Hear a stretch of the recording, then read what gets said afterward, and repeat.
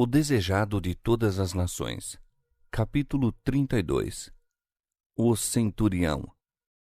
Este capítulo se baseia em Mateus capítulo 8, versos 5 a 13 e Lucas capítulo 7, versos 1 a 17. Cristo dissera ao régulo cujo filho curara: Se não virdes sinais e milagres, não crereis. Doía-lhe que sua própria nação exigisse esses sinais exteriores de sua messianidade. De quando em quando maravilhara-se da incredulidade deles. Igualmente, porém, se admirou da fé do centurião que foi ter com ele. O centurião não pôs em dúvida o poder do Salvador, nem sequer pediu que fosse em pessoa realizar o milagre. Dize somente uma palavra, disse ele, e o meu criado sarará. O servo do centurião fora acometido de paralisia e estava às portas da morte. Entre os romanos, os servos eram escravos, comprados e vendidos nas praças, maltratados e vítimas de crueldades. Mas o centurião era ternamente afeiçoado a seu servo e com ardor desejava seu restabelecimento. Acreditava que Jesus o podia curar. Nunca vira o Salvador, mas as notícias que lhe chegaram aos ouvidos lhe inspiraram fé. Não obstante o formalismo dos judeus, esse romano estava convencido de que a religião deles era superior à sua. Já rompera as barreiras de preconceitos e ódios nacionais que separavam os conquistadores do povo conquistado. Manifestara respeito pelo serviço divino e bondade para com os judeus como seus adoradores.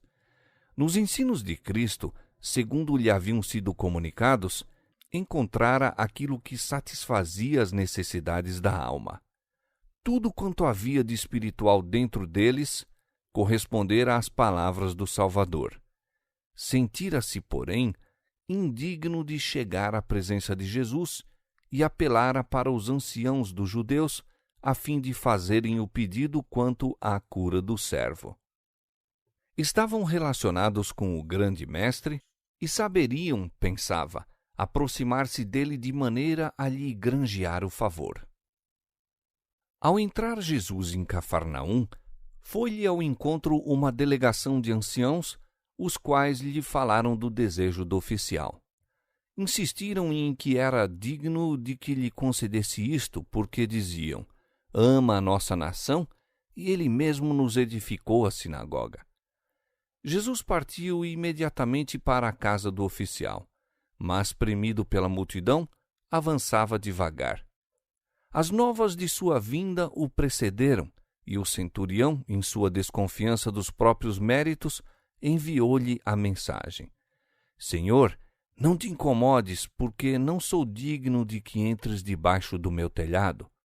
Mas o Salvador continuou andando, e o centurião, ousando afinal aproximar-se dele, completou a mensagem dizendo: Nem ainda me julguei digno de ir ter contigo.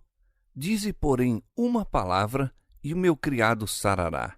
Porque eu também sou homem sujeito à autoridade, e tenho soldados sob o meu poder, e digo a este: vai, e ele vai, e a outro: vem, e ele vem. E ao meu servo, faz isto, e ele o faz. Como eu represento o poder de Roma, e meus soldados reconhecem minha autoridade como suprema, assim tu representas o poder do infinito Deus, e todas as coisas criadas obedecem à tua palavra. Podes ordenar a doença que saia, e ela te obedecerá. Podes chamar teus mensageiros celestiais, e comunicarão virtude vivificadora. Fala tão somente uma palavra, e o meu criado sarará. E, ouvindo isto, Jesus maravilhou-se dele e, voltando-se, disse à multidão que o seguia: Digo-vos que nem ainda em Israel tenho achado tanta fé. E ao centurião disse: Vai, e como creste te seja feito. E naquela mesma hora o seu criado sarou. Os anciãos judeus que haviam recomendado o centurião a Jesus tinham mostrado quão longe estavam de possuir o espírito do Evangelho. Não reconheciam que nossa grande necessidade é nosso único título à misericórdia divina. Em sua justiça própria, louvaram o centurião por causa do favor que manifestara com nossa nação. Mas o centurião disse de si mesmo: não sou digno. Seu coração fora tocado pela graça de Cristo. Viu a própria indignidade. Não temia, no entanto, pedir auxílio. Não confiava na própria bondade. O argumento que apresentava era sua grande necessidade. Sua fé apegou-se a Cristo em seu verdadeiro caráter. Não cria nele apenas como operador de milagres, mas como o amigo e salvador da humanidade. É assim que todo pecador se deve aproximar de Cristo, não pelas obras de justiça que houvéssemos feito, mas segundo a sua misericórdia nos salvou. Tito capítulo 3, verso 5. Quando Satanás vos diz que sois pecador e não podeis esperar receber bênçãos de Deus, diz-lhe que Cristo veio ao mundo para salvar pecadores. Nada temos que nos recomende a Deus, mas a justificação em que podemos insistir agora e sempre é nossa condição de completo desamparo, o qual torna uma necessidade seu poder redentor.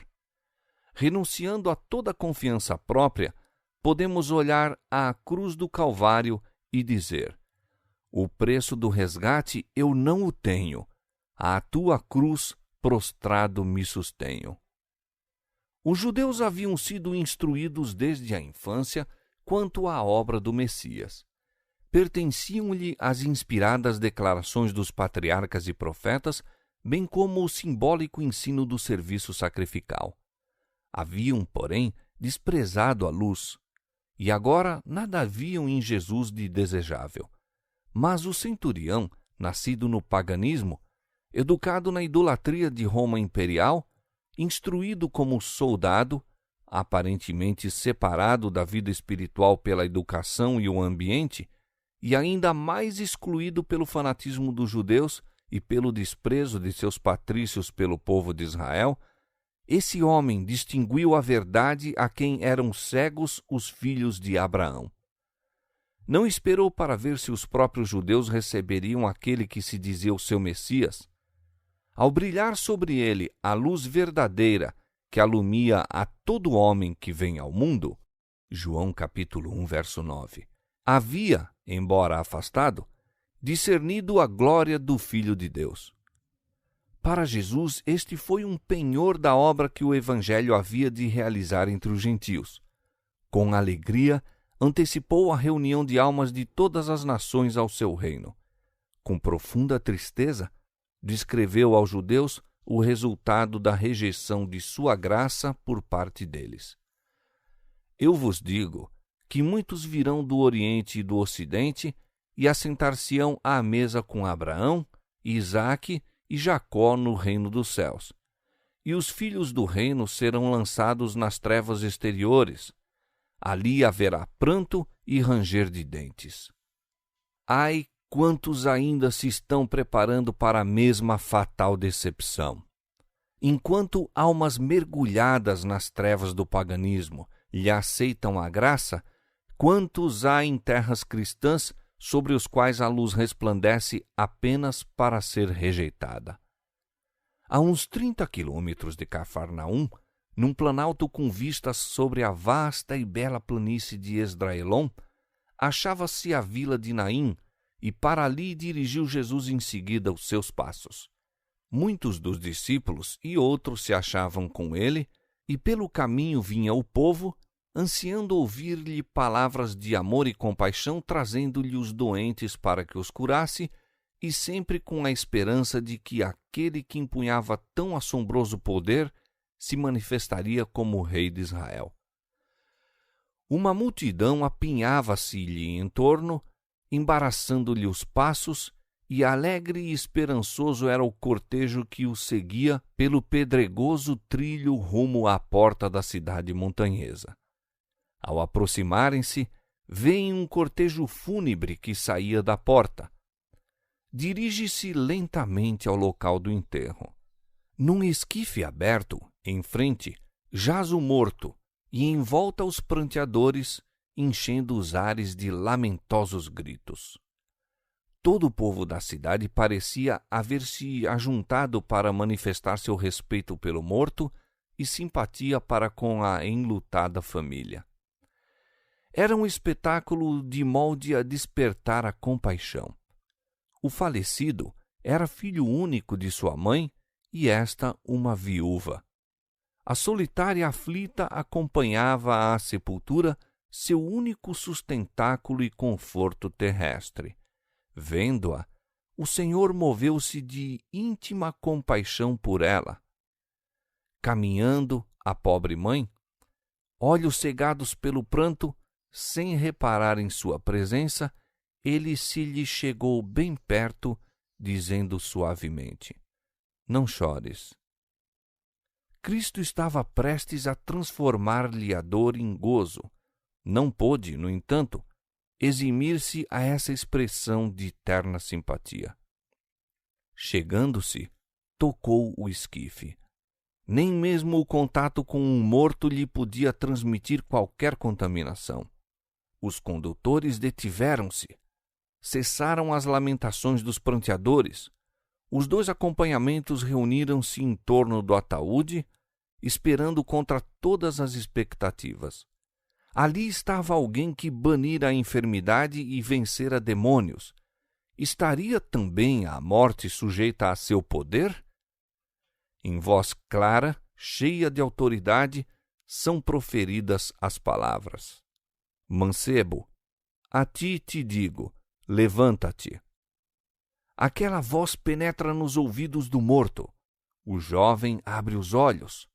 Jesus o toma pela mão e o ergue. Seu olhar pousa naquela que lhe chorava ao lado, e mãe e filho unem-se num longo, estreito, jubiloso abraço. A multidão, silenciosa, contempla a cena como fascinada, e de todos se apoderou o temor. Mudos e reverentes permaneceram por algum tempo como em presença do próprio Deus. Depois glorificavam a Deus, dizendo: "Um grande profeta se levantou entre nós e Deus visitou o seu povo." A procissão fúnebre volveu a Naim como um cortejo triunfal, e correu dele esta fama por toda a Judéia e por toda a terra circunvizinha. Aquele que se achava ao lado da desolada mãe à porta de Naim vela ao pé de todo enlutado à beira de um esquife. É tocado de simpatia por nossa dor. Seu coração, que amava e se compadecia, é de imutável ternura. Sua palavra, que chamava os mortos à vida, não é de maneira nenhuma hoje menos eficaz do que ao dirigir-se ao mancebo de Naim. Diz ele: "É-me dado todo o poder no céu e na terra." Mateus 28:18. Esse poder não diminui pelo espaço dos anos, nem se exaure pela incessante atividade de sua excessiva graça. A todos quantos creem, continua a ser um Salvador vivo. Jesus transformou a dor da mãe em alegria quando lhe devolveu o filho. Todavia, o mancebo foi simplesmente chamado a esta vida para lhe suportar as penas, as labutas e perigos, tendo de passar novamente pelo poder da morte. O pesar pelos mortos, porém, ele conforta com a mensagem de infinita esperança: "Eu sou o que vivo e fui morto, mas eis aqui estou vivo para todo sempre, e tenho as chaves da morte e do inferno." Visto como os filhos participam da carne e do sangue, também ele participou das mesmas coisas, para que pela morte aniquilasse o que tinha o império da morte, isto é, o diabo, e livrasse todos os que, com medo da morte, estavam por toda a vida sujeitos à servidão. Apocalipse 1:18 e Hebreus capítulo 2, versos 14 e 15. Satanás não pode reter os mortos em seu poder quando o Filho de Deus ordena que vivam. Não pode manter em morte espiritual uma alma que com fé recebe a poderosa palavra de Cristo. Deus está dizendo a todos quantos se acham mortos em pecado: desperta, tu que dormes, e levanta-te dentre os mortos. Efésios 5,14. Essa palavra é vida eterna. Como a palavra de Deus, que ordenou ao primeiro homem viver, dá-nos ainda a vida. Como a de Cristo, mancebo, a ti te digo, levanta-te, deu vida ao jovem de Naim, assim essa frase, levanta-te dentre os mortos, é vida para a alma que a recebe. Deus nos tirou das potestades das trevas e nos transportou para o reino do Filho do seu amor. Colossenses 1:13. Tudo nos é oferecido em sua palavra. Se recebemos a palavra, temos a libertação. E se o Espírito daquele que dos mortos ressuscitou a Jesus habita em vós, aquele que dos mortos ressuscitou a Cristo também vivificará os vossos corpos mortais pelo seu Espírito que em vós habita. O mesmo Senhor descerá do céu com alarido e com voz de arcanjo e com a trombeta de Deus. E os que morreram em Cristo ressuscitarão primeiro. Depois, nós, os que ficarmos vivos, seremos arrebatados juntamente com Ele nas nuvens, a encontrar o Senhor nos ares, e assim estaremos sempre com o Senhor. 1 Tessalonicenses capítulo 4, versos 16 e 17. Tais são as palavras de conforto com que ele nos manda consolar-nos uns aos outros.